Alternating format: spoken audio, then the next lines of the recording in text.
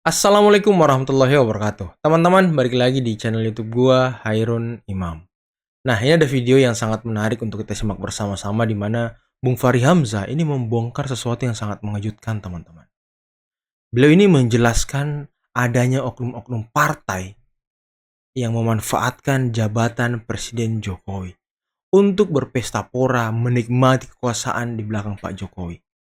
Dan juga Bung Fahri Hamzah membongkar bahwa ada oknum-oknum yang berusaha untuk mengontrol, merongrong, mengganggu kekuasaan Pak Jokowi agar kekuasaannya ini lemah, tidak punya power, dan bagaimana oknum-oknum partai memasang orang-orang di pemerintahan untuk mengeruk uang rakyat. Wah, ini sangat luar biasa. Dan juga Bung Fahri Hamzah menjelaskan soal Kaisang, MK, dan segala macam. Wah, ini kalau kata anak Jaksel, isi videonya daging semua, teman-teman. Oke, tanpa perlu berlama-lama lagi, mari kita simak videonya berikut ini. Nah, jadi kita coba koreksi amnesia kita, ya, suka lupa bahwa konflik pemimpin itu buruk akibatnya bagi bangsa Indonesia. Iya. Dan sekali pemimpin kita bersatu dan komit bersatu, Pak Prabowo dan Pak Jokowi bersatu, alhamdulillah ini akan menjadi modal besar kita untuk melihat masa depan yang lebih baik. Ini dulu nih, sepakat nggak kita? Kita mungkin elit ada yang nggak sepakat, tapi rakyat membuat keputusan bahwa ternyata tema rekonsiliasi itu dimenangkan oleh rakyat. Tema keberlanjutan juga dimenangkan oleh rakyat. Ya sudah, ini kita ikuti dan ini akan menjadi realitas dari kebijakan pemerintah kira-kira 5 tahun ke depan paling tidak gitu. Nah, itu satu perspektif pertama. Nah, yang kedua itu perspektif kelembagaan. Saya terus terang ya, dari banyak teman yang mengkritik Pak Jokowi, menurut saya meleset dan keplesetnya itu karena membaca Pak Jokowi sebagai pribadi.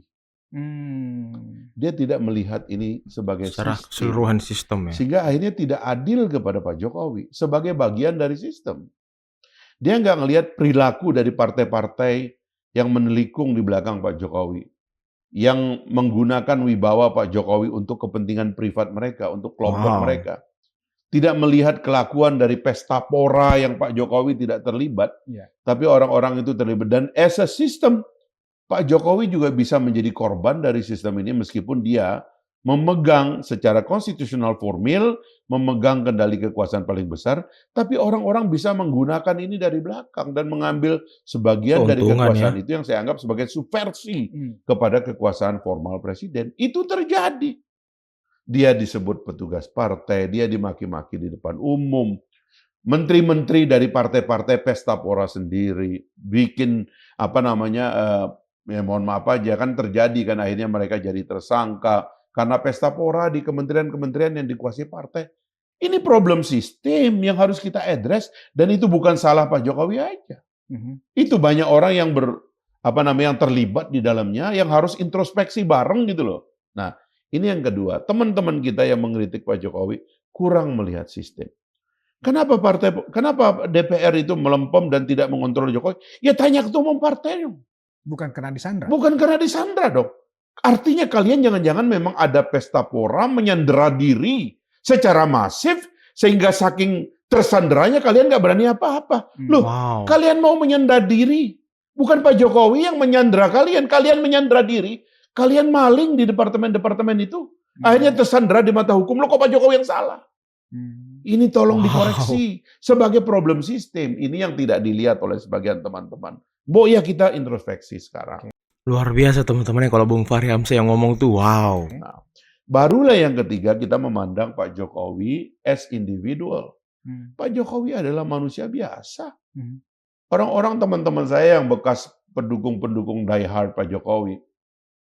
Salah satu sebab-sebab saya berbalik itu kan karena saya meng-approach secara dekat Pak Jokowi. Saya datang dari subkultur lain di luar Jawa, orang timur di Sumbawa sana.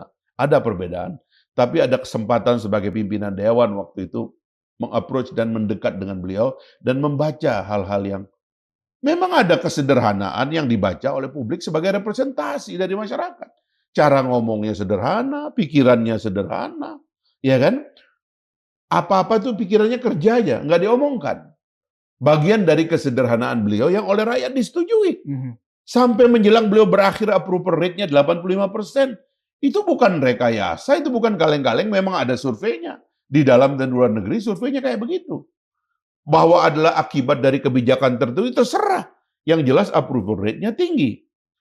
Nah, Pak Jokowi itu pernah dikagumi luar biasa oleh kawan-kawan ini, tapi kemudian kawan-kawan nggak membaca. Pertama, dia adalah bagian dari sistem itu tadi.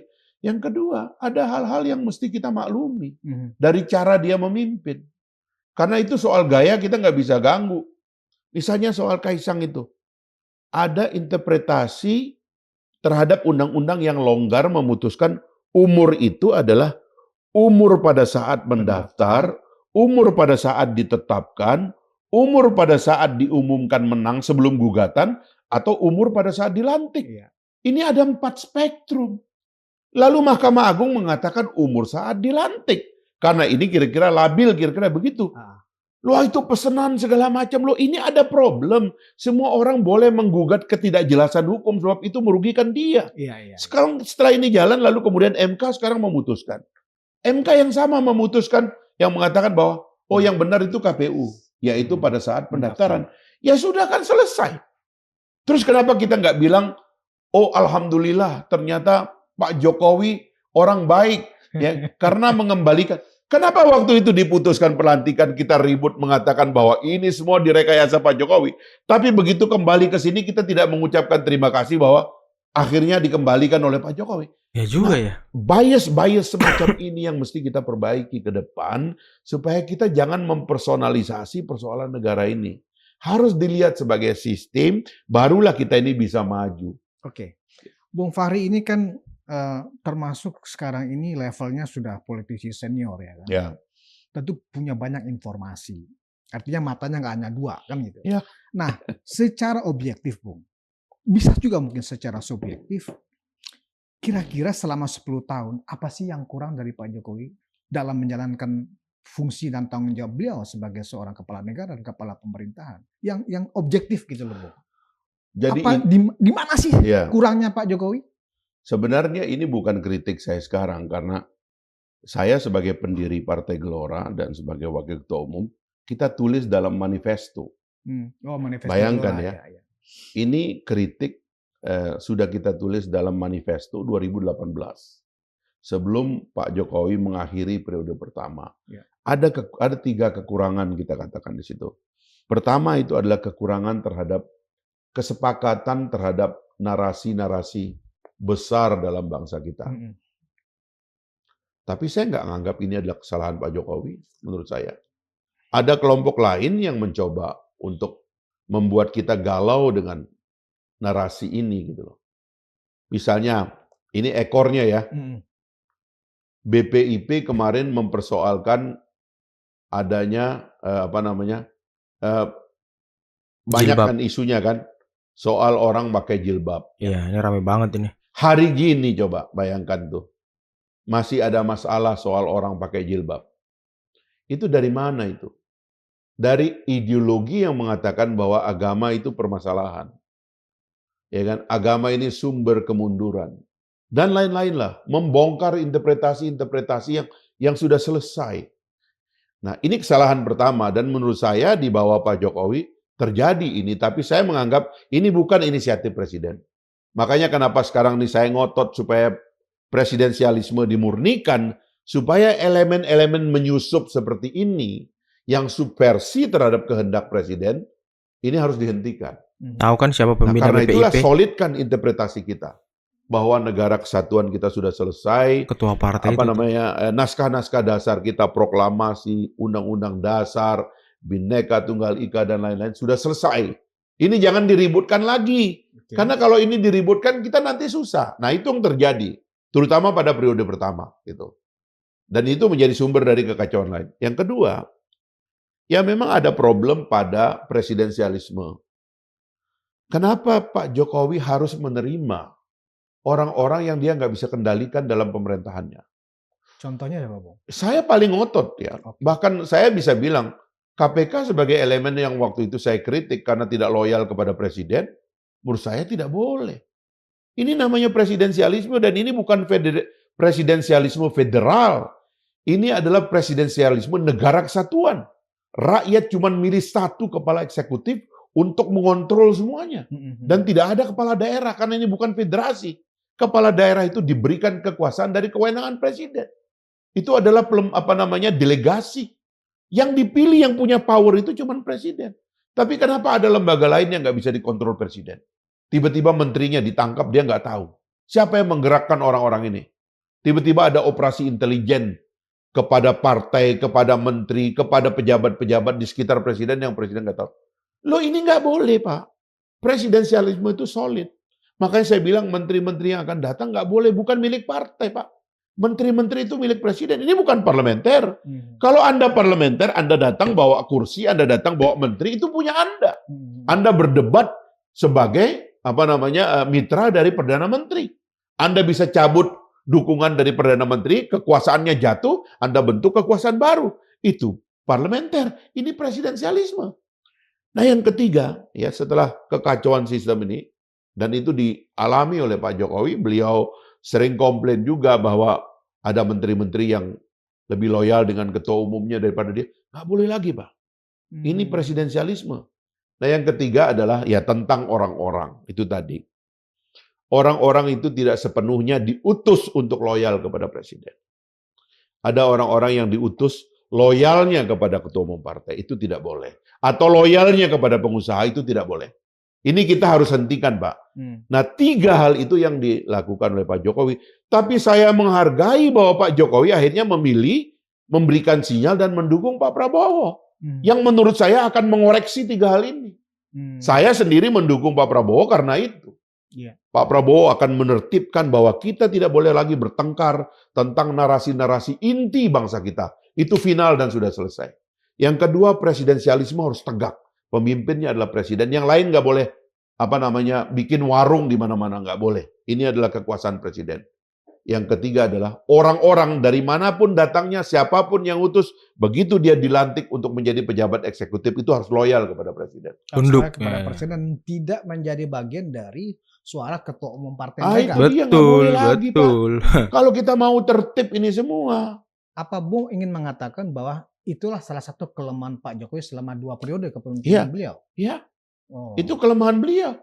Kelemahan Pak Jokowi yang dibuat oleh partai-partai. Tapi kelemahan ini kan kelemahan sistem.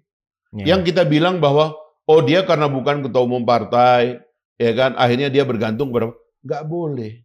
Siapapun yang sudah dipilih oleh 285 juta rakyat ini melalui yang punya hak pilih, mau siapapun dia, mau dia tukang becak, mau dia buruh, mau dia guru, sama powernya. Karena power itu diberikan oleh rakyat, bukan oleh ketua umum partai. Ketua partai dan partai-partai hanya mencalonkan. Belum tentu terpilih. Yang membuat terpilih adalah rakyat. Makanya loyalitas itu kepada rakyat dan kekuatan berasal dari rakyat. Ada 2 kekuasaan yang dibentuk langsung oleh rakyat Indonesia dalam sistem presidensialisme. Dan inilah kekuatan yang sebenarnya kita andalkan. Kekuatan ketiga yudikatif. Ini dibentuk bersama oleh eksekutif dan legislatif. Yang kuat pertama tadi adalah presiden. Ini kuat ini. Yang bisa mengimbangi kekuatan presiden itu hanya legislatif. Pertanyaannya kenapa legislatif kita remah? Karena dikontrol oleh ketua-ketua partai dan ditradingkan oleh kekuatan eksekutif. Untuk kepentingan eksklusif di belakang layar. Proyek segala itu macam. Tidak boleh. Dalam presidensialisme, sistem ini juga disebut kongresionalisme. Bahwa anggota kongres harus kuat. Karena itu ketua umum partai jangan jadikan mereka sebagai perkakas-perkakas yang hanya boleh bunyi dan tidak bunyi dengan kenop dari di belakang ketua layar. Partai. Ini orang dipilih oleh rakyat. Ya, kalau teman-teman ingat soal Bambang Pacul terkait perampasan aset kan dia udah jujur banget di situ kan teman-teman. Katanya kalau mau perampasan aset itu disahkan ya ngomong sama ketua-ketua partai gitu. Kalau ini kita bebaskan Pak, mudah-mudahan ini terkendali. Terutama menteri-menterinya, dia nggak akan macam-macam. Tapi bagaimana kalau begini yang terjadi? Anggota dewannya dipegang oleh ketua umum partai. Ketua umum partai punya bisnis di menteri-menteri. Lalu ketua umum partai mengatakan, tolong jangan ganggu menteri ini karena saya lagi ngurus izin di dia atau saya ada bisnis sama dia. Lalu ini nggak bergerak Pak. Padahal ini adalah ilegal. Salah siapa itu Pak? Loh ini yang harus diperjuangkan, makanya saya bilang begini ya Pak ya. Teman-teman itu, masyarakat sipil, kampus, guru besar, tolong pilih waktu yang tepat untuk bertempur. Kalau mau tempur jangan musim pemilu. Tempurnya itu pada saat damai di kampus. Kita bikin refleksi tentang apa yang terjadi dengan sistem kita. Kita perbaiki. Dan kalau itu dilakukan di luar musim pemilu, orang nggak akan curiga Anda terlibat politik. Orang akan melihat itu adalah suara jernih dari kampus. Ini enggak. Dia datangnya ketika bendera partai sudah berkibar semua. Ya Anda pasti bagian dari pertarungan. Sehingga kalau Anda kena tembak, jangan marah dong. Nah yang gini-gini. Artinya nggak murni juga nggak ya? murni Nggak jadinya, murni, karena salah terafiliasi waktu. ya kan. Berarti kalau kemudian Ditunggangi dianggap lah. demokrasi kita turun sekarang, apa nilainya juga indeks korupsi, itu bukan karena kontribusi atau kelemahan seorang presiden, tetapi memang itu karena partai-partainya sendiri, ya kan? Nah kalau begitu, Bung, ketika kita sebentar lagi akan dipimpin oleh presiden baru yang berulang kali menyatakan ke publik, saya banyak belajar dari presiden, dari pimpinan saya, dari atasan saya. Menurut Bung, apakah pernyataan Pak Prabowo seperti itu basa-basi atau itu memang benar adanya? Real ya kan. Saya sendiri akan mengatakan bahwa saya juga banyak belajar dari Pak Jokowi. Wow. Padahal Bung kan pengkritik nomor 1. Iya, makanya itu yang saya bilang ya. Pak Prabowo pernah bilang gini sama saya. Kita lagi ngobrol terbatas nih. 2-3 orang dia bilang, Pak Ari, kalau soal geopolitik, soal internasional, soal militer, saya ngerti. Tapi kalau bicara micromanagement politik ini, kita mesti belajar dari Pak Jokowi. Wow. Dia ngelola politik ini sangat detail. Dan betul, Pak Jokowi itu karena jarang ngomong mungkin lebih banyak mikir dan membuat keputusan. Yang kita mungkin menganggapnya itu adalah refleksi dari ketidakmampuan atau kebodohan gitu. Ternyata dia bikin keputusan. Itu yang saya bilang, saya pernah debat sama orang di luar negeri ya.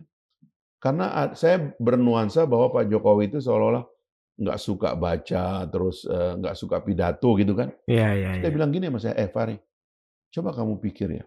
Bagaimana ada orang menang 2 kali di pilkada, saya bilang, kota 2 kali, lalu dia menang di gubernur, di ibu kota, ya. Lalu kemudian menang 2 kali sebagai presiden. Terus kamu anggap dia orang biasa. Come on. Coba pikir ulang. Saya terpana dengan pikiran itu. Jadi kita ini kan kadang-kadang senang dengan yang hura-hura, yang wah begitu ya. Tapi kita tidak sadar bahwa orang itu punya kekuatan. Dan apa yang dilakukan oleh Pak Jokowi itu adalah kekuatannya.